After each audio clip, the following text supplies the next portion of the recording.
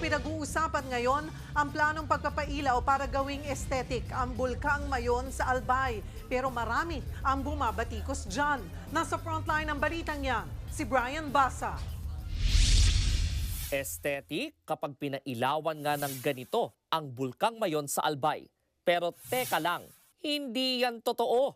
Gawang AI yan o Artificial Intelligence. Kumalat ito online dahil merong Mayon Volcano Heritage Aesthetic Lighting Project na gagastusan daw ng 750 million pesos. Dahil dyan, inula ng batikos ang proyekto.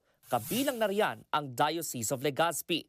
Giit nila, pabayaan na lang ang Bulkang Mayon na kilala sa pagkakaroon ng perpektong hugis. Hindi raw kailangan ng bulkan ang mga pailaw. Makaaapekto lang din daw ito sa kalikasan at posibleng makasama sa wildlife doon.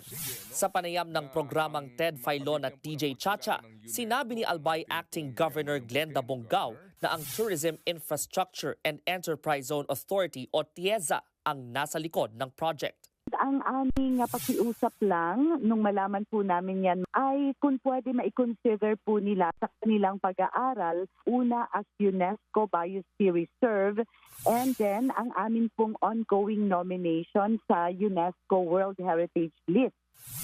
Sinusubukan pa naming kunin ang panig ng TIEZA pero ayon kay Governor Bongao, kanselado na ang proyekto.